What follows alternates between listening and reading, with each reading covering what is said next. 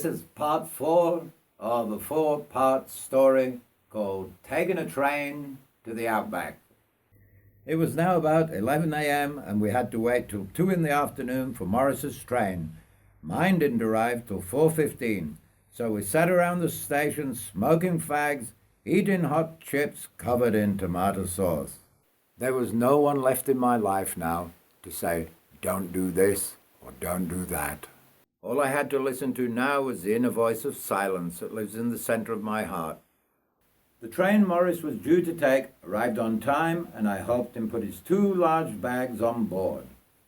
"Look after yourself, Morris," I said as he climbed up the steps. "Keep practicing with your knife, mate, and best of luck to you." "Same to you, Yorky," he said, and then went inside to find his seat. I watched the train slowly pull out of Stencil Station, and unbeknownst to me, a couple of years later, I found out from one of the boys I'd met while travelling around the fairgrounds that poor old Morris was gored to death by a large stud bull. The bull was in heat and really cranky. Morris was walking through the paddock when the bull decided to charge him. He ran for the fence, but he was not fast enough.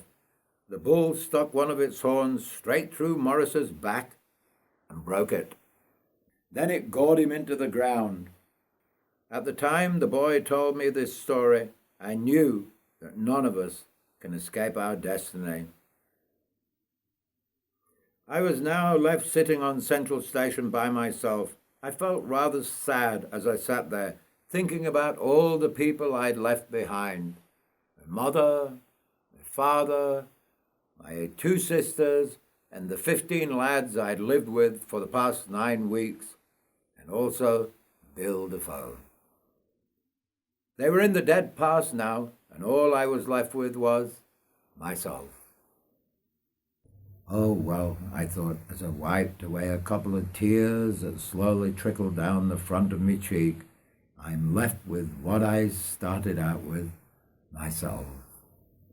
"The train standing on platform 17 will be leaving in 5 minutes. It will arrive in Lake Cargelligo at 12:30 p.m. tomorrow.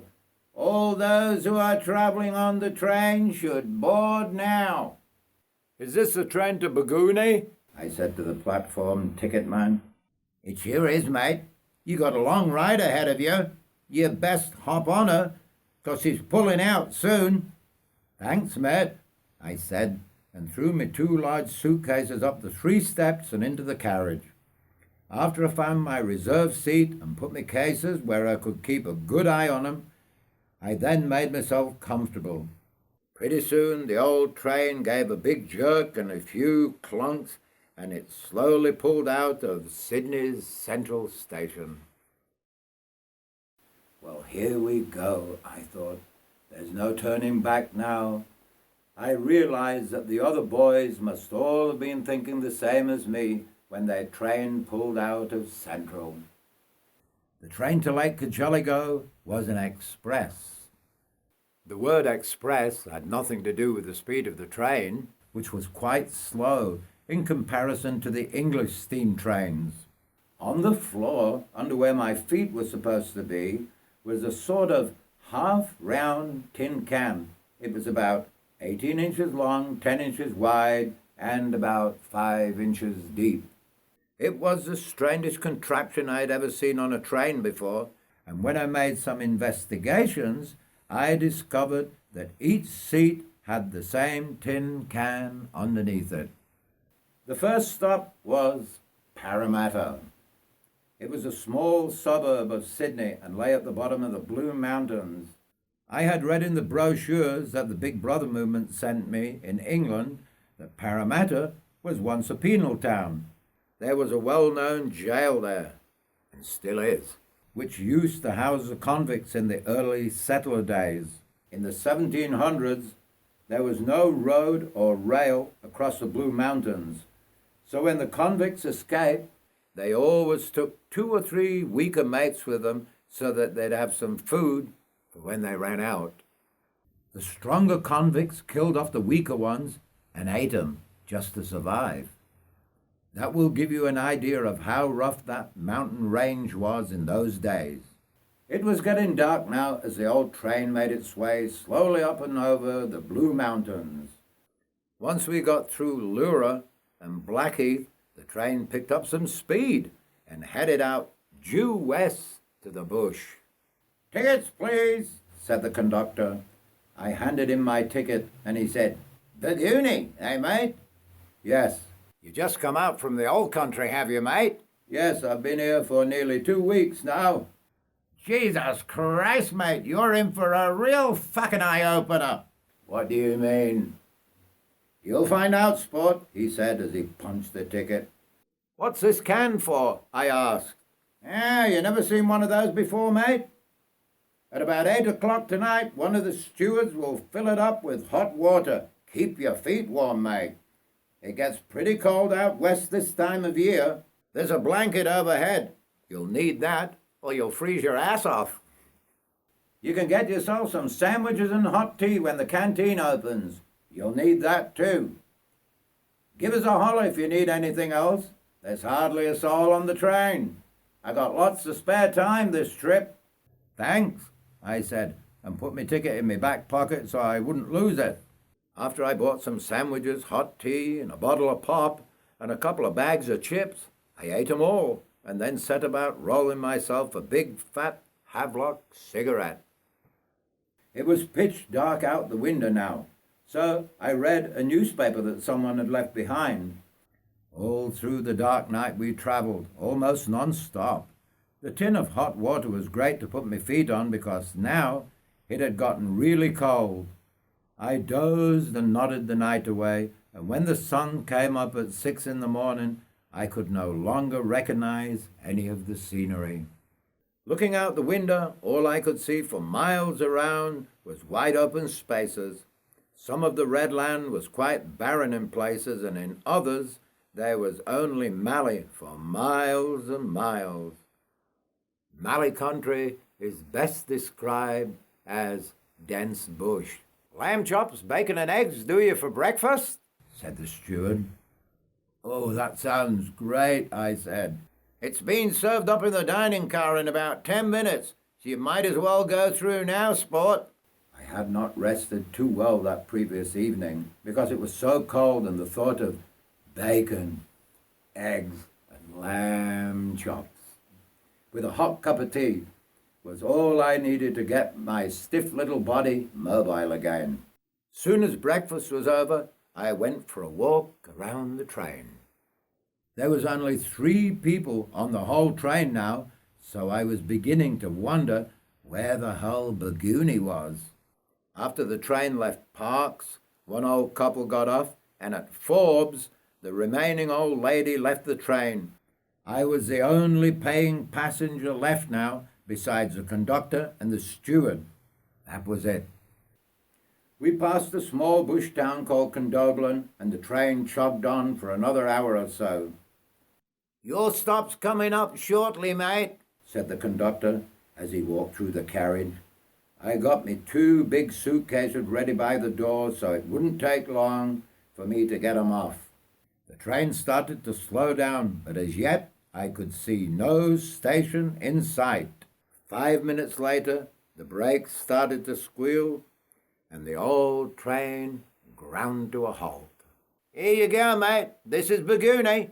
Give us one of those ports and I'll give you a hand off with it." "Someone coming to meet you, are they?" "Yes, a bloke called Bert Booth is supposed to pick me up." "Christ, I hope it's not too late, mate. She must be 100 bloody degrees in the shade today." I jumped down off the train, and the conductor handed me 2 large suitcases and my trumpet case. "Best of luck, lad. You'd better hang out in the shade, or you'll fry in this heat. It's a good job you've got that bush hat to keep the sun off you. You wouldn't last but 5 minutes today." The conductor blew a loud, shrill whistle, and the old train and its 4 carriages took off slowly down the railway track. Burgooney station consisted of one small corrugated tin shed, which was securely locked, and a half-moon sign above the door that read, "Burgooney." I was now in a state of shock Almost immediately, hundreds of small bush flies decided to give me a warm welcome. It must have been at least 100 degrees as I tried in vain to keep the bush flies off my face. I opened one of my cases and found a tin of Aerogard, but it made no difference at all. When I looked in one direction, there was nothing as far as my eyes could see, and in the other direction, all I could see was mallee bush trees. It was the most frightened and despondent time I've ever felt in my whole life up till that point. Miles away in the distance, I could see a small cloud of red dust. Everywhere I looked was shimmering heat waves, and in some places, the heat mirages looked like big waves of water. As I sat there in the heat on one of my cases, the sweat was streaming down my face and the bush flies were tormenting me to death. "Now you've really done it, Richard," a small inner voice said. "The farmer's probably forgotten you, and you'll starve to death out here, and no one will ever find you. Why did you leave your mother's warm, cozy house? At least you had food and water there, and Jim Bailey was a good bloke compared to this hellhole." "Piss off," I said to the voice out loud.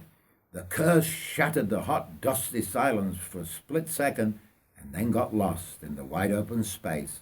The only form of life I could see was 3 black crows that sat in a gum tree and cawed out loud every now and again. I decided to move around because the hundreds of flies were just driving me insane now. I could feel the heat of the ground burning its way through my shoes as I walked around the shed. When I looked through the dusty window of the shed, I made the mistake of putting my hand on the tin wall, which was burning hot. Instantly, I pulled it away and cursed. "Oh, shit! Fuck! Bastard!" I said as I shook my hand and then looked at the large red patch that had just formed. I was now close to tears. So I walked around the back of the station shed to investigate further. All of a sudden, I noticed a great big lizard who was sat in the sunshine, staring straight at me. He was a couple of feet long and had hard, thick, scaly skin. Around his neck was a big frill of scales. So I bent down and grabbed a broken limb and hurled it in his general direction. The tree limb almost hit him, so he took off at full speed straight under the shed.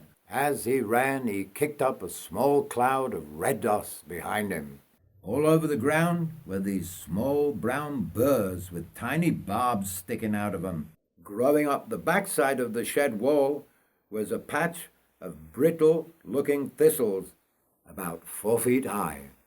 The ground was as hard as concrete, and it looked as though it had never rained for years in those parts. A bit further along, I saw a huge mound of dirt which had holes the size of a sixpence all over it. Picking up a hot, flat rock, I threw it at the mound. Within seconds, the biggest ants I'd ever seen came marching out to investigate the violent intrusion. I stood well back as I watched them scurrying over and around the mound. They had 2 little pincers at each side of their mouth, and they looked very much to me like miniature black crabs. Later on, I came to know they were called bull ants and could give a nasty bite to an unsuspecting victim. Off in the distance, the small cloud of red dust was now beginning to get bigger and bigger, and after 10 minutes or so, I could see a white dot in front of the cloud of dust. A few minutes later, I recognized the dust as a pickup truck, a ute. 10 minutes later, the ute ground to a halt in front of me in a cloud of red dust that got up my nose and made me cough. In the back of the truck were 2 black dogs with pricked ears and yellow eyes. They stared straight at me, and as soon as I moved, they started to bark. "Sit down, you bastards," roared a broad Australian voice from inside the ute. The The driver's side opened and a rough-looking bushman climbed out from behind the dusty steering wheel. "G'day. My name's Bert Booth.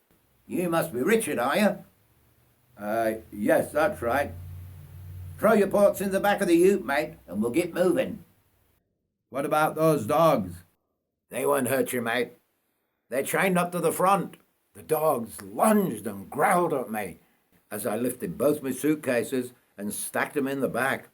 "Sit down, you fucking bastards," yelled Bert Booth at the two mean-looking dogs. "Come on, mate, get a move on," said old Bert Booth as I arranged my two cases so the dogs wouldn't chew 'em.